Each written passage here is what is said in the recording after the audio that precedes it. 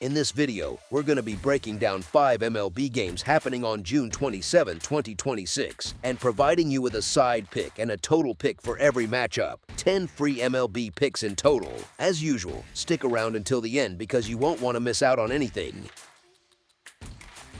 Colorado Rockies versus Minnesota Twins. There's a quiet kind of MLB matchup where the price tag doesn't quite match the picture, and this one might just be exactly that. On paper, Colorado looks like a tired roadshow rolling into Minneapolis after a one-run loss the night before, with a season record sitting at 32-49. The home side comes in priced like a comfortable favorite, and from a brand recognition standpoint, sure, you can see why. But the deeper you look at this matchup, the more the gap between perception and reality starts to widen. Start with the man taking the ball for the visitors, Michael Lorenzen. His full-season pitching line reads like a horror story, no real way to sugarcoat that. But baseball is a game of trajectories more than averages, and his last 2 outings have been a completely different chapter, both featuring just 1 earned run across 5 innings of work. There's also a curious wrinkle living inside his splits this year. He's been a far sturdier pitcher when he leaves the thin air of Coors Field behind, almost like a different version of himself shows up when the plane lands somewhere else. That's not a fluke or random noise either. Plenty of Rockies arms across history have found road life much more forgiving than the altitude back home. The Twins have their own complications baked into this one, handing the ball to a young arm with very limited big league mileage so far this year. That's not a comforting recipe when you're facing a Colorado lineup that just hung 8 runs in this very building. Stack on top of that a Minnesota bullpen that's been logging serious mileage for weeks thanks to a rotation that's been thinned out by injury after injury, and the picture gets even messier for the home side. Speaking of fight, Colorado has been carrying a strange, stubborn energy into recent series that doesn't quite match the standings.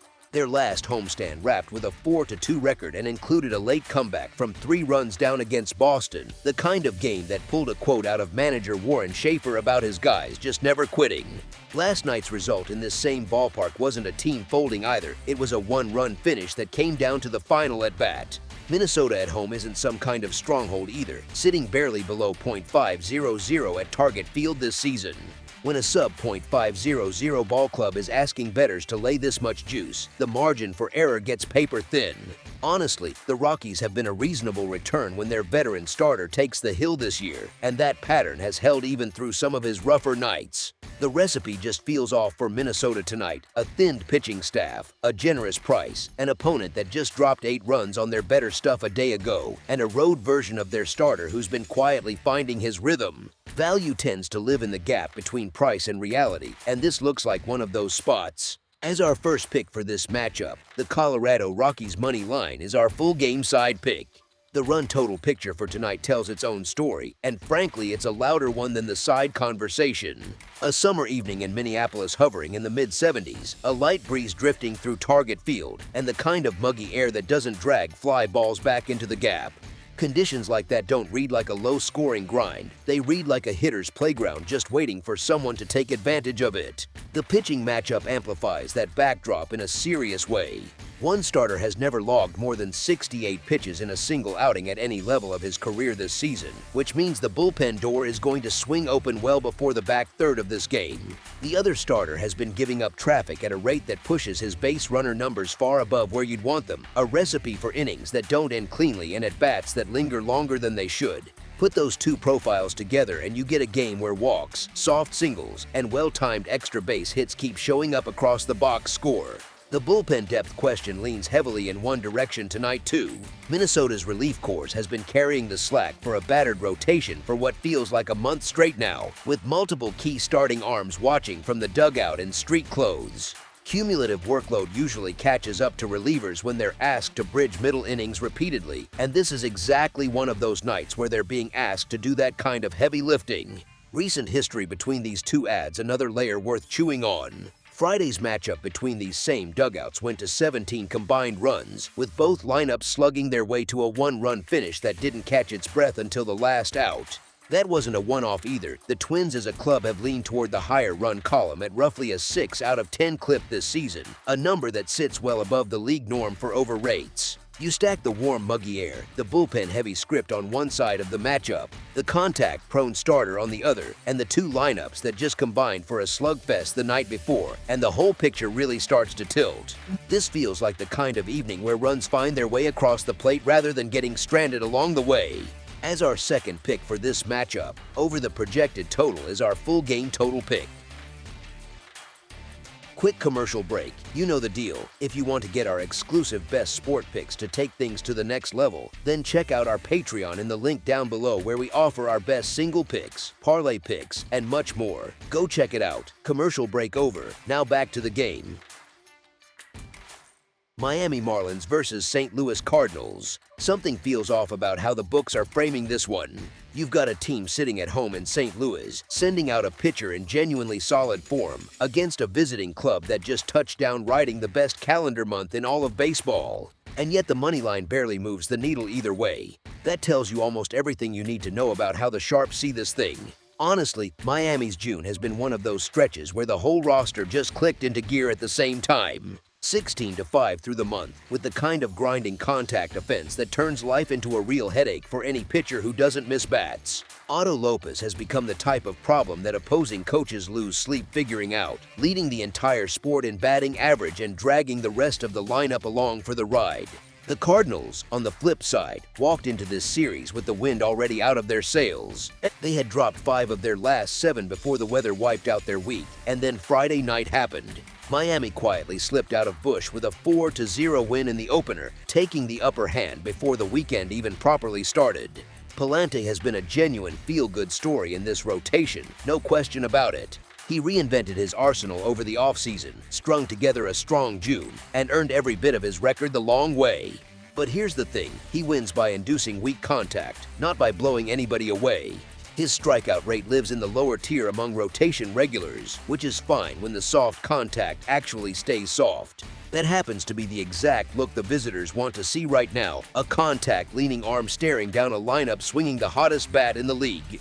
Miami is giving something up on the mound, no point pretending otherwise. Their guy on the bump hasn't found his footing at the big league level yet, and the road bullpen has been a step shakier than the version that pitches back home. That's a real worry worth naming out loud. But the books already know all of that. They still chose to frame this game as a near coin flip in a hostile park, which tells you they're respecting the side that's been beating up on the league for a solid 4 weeks. When the team riding the hottest stretch in baseball shows up at an essentially even price on the road, you usually take that swing.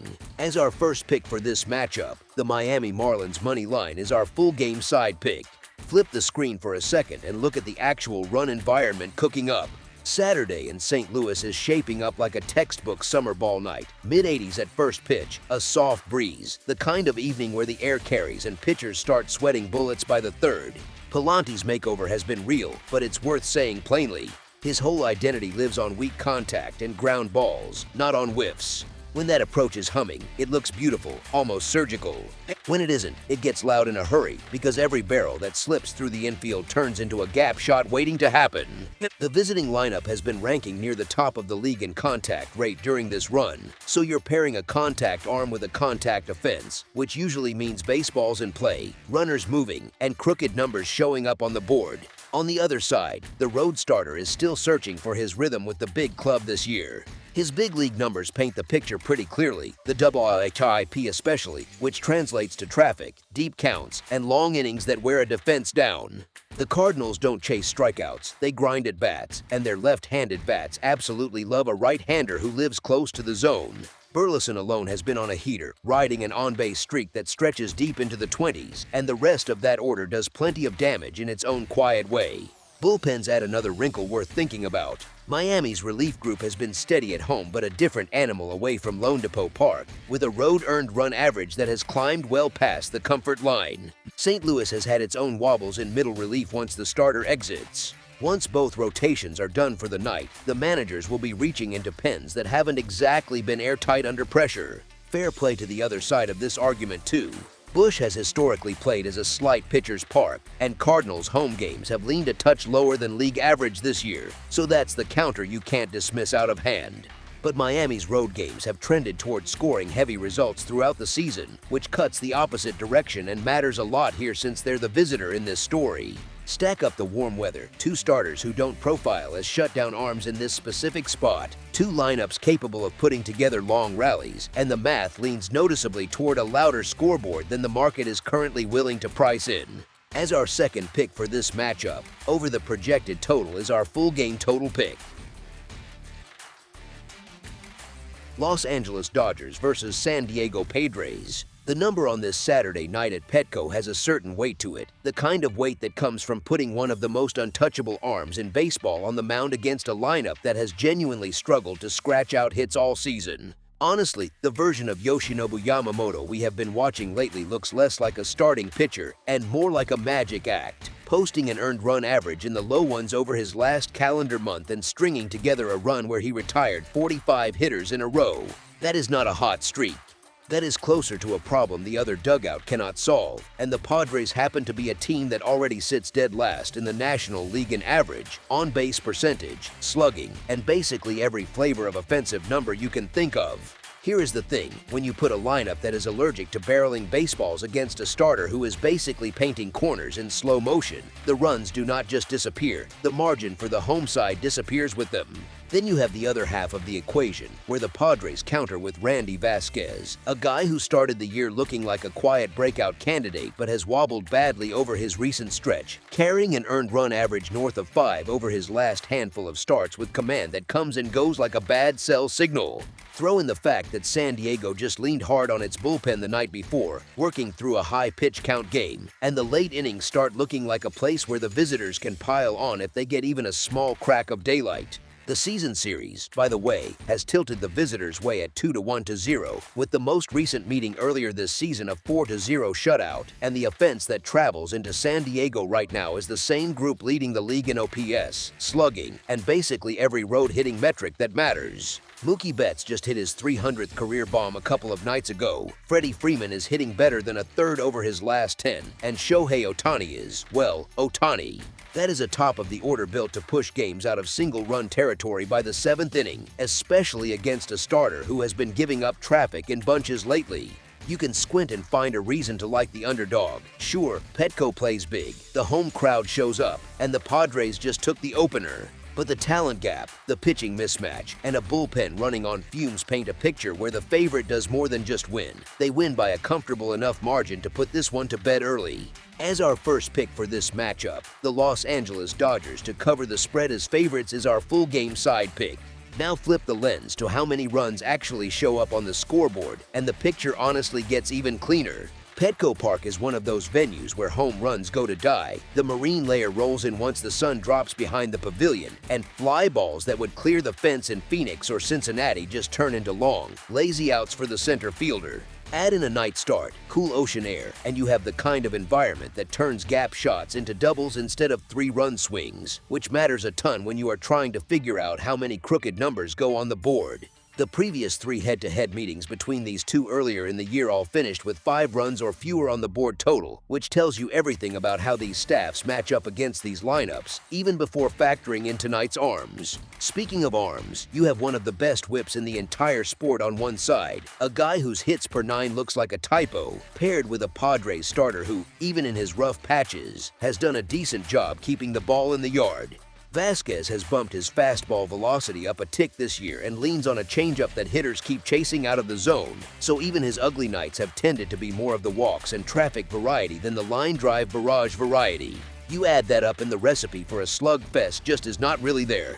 Here is another wrinkle worth chewing on. San Diego has gone under the game total in 17 of their last 24 home contests, a trend that screams pitcher-friendly environment more than coincidence. The Padres' own bats have been sputtering for weeks now, the kind of slump that turns into team meetings if it does not break soon, and they ran into a buzzsaw of an opposing starter who lives off weak contact and chase swings on the splitter. You could push back and say the opener went 7-1, which obviously cracked the under in a hurry, but that game had one of those early 3-run swings that completely changed the calculus, and one game does not erase the pattern of every other meeting between these clubs this year staying tight and low. The realistic script for tonight looks more like a 1-0 through 5, a manufactured run or 2 in the middle innings, maybe a late tack on, and the whole thing wrapping up before either bullpen really gets stretched. As our second pick for this matchup, under the projected total is our full game total pick.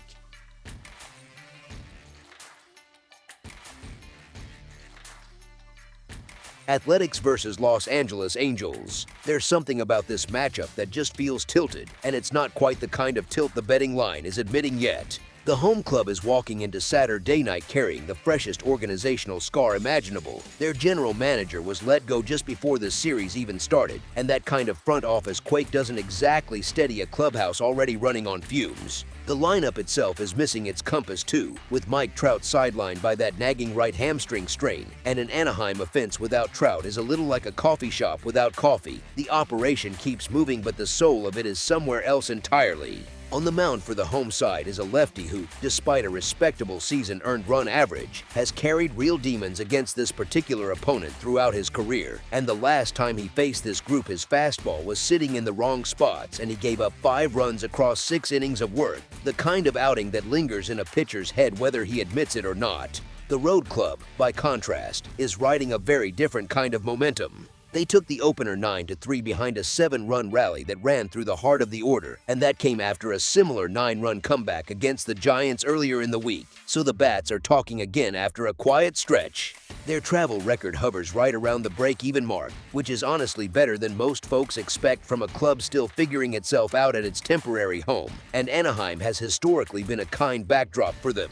You stack that against an Angels home record that has slipped under .500, and the picture starts to look less like a coin flip and more like a quietly tilted board. Here's the thing, the bullpen on the home side has been one of the leakiest in the league, and that's the kind of weakness that gets exploited late by a visiting team with a deep, lefty-heavy lineup featuring guys like Nick Kurtz, Tyler Soderstrom, and Carlos Cortez, all of whom have been swinging it well lately. Honestly, the pieces line up. The visiting team has the better recent form, the better matchup memory against tonight's opposing starter, and they're walking into a building where the home club just lost its front office boss and may already be quietly playing for next year. As our first pick for this matchup, the Athletics money line is our full game side pick. Now the run environment in this one tells its own story, and once you start poking around, the picture gets pretty clear. The right-hander getting the ball for the visiting side has been treading water lately, with a road earned run average well above 6 and a recent stretch where he's surrendered roughly 20 hits and 15 runs across his last 18 innings, which is exactly the kind of profile that lets even a banged-up lineup find some rhythm.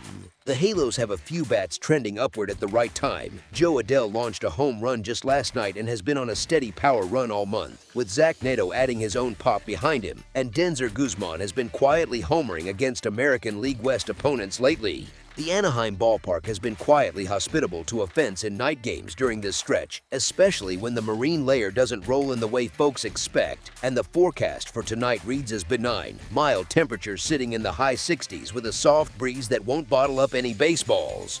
And here's where it gets really interesting. Both bullpens are running on borrowed gas.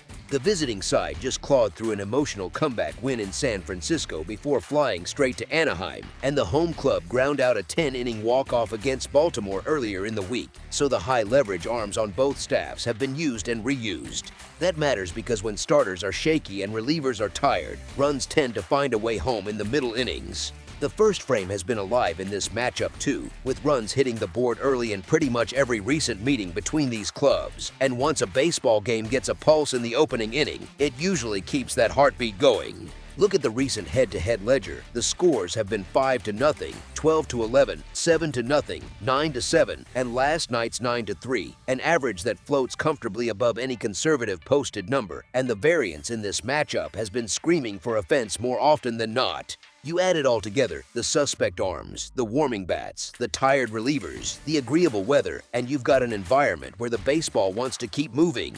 As our second pick for this matchup, over the projected total is our full game total pick. That's all for now, so if you have any other games you would like reviewed, then leave a comment down below with the game you would like analyzed, subscribe to our channel, leave a like on this video, and we'll get to it as soon as we possibly can. We would also love to hear your opinion on the picks presented to you in this video, whether you agree or disagree with them, so leave a comment down below and do let us know.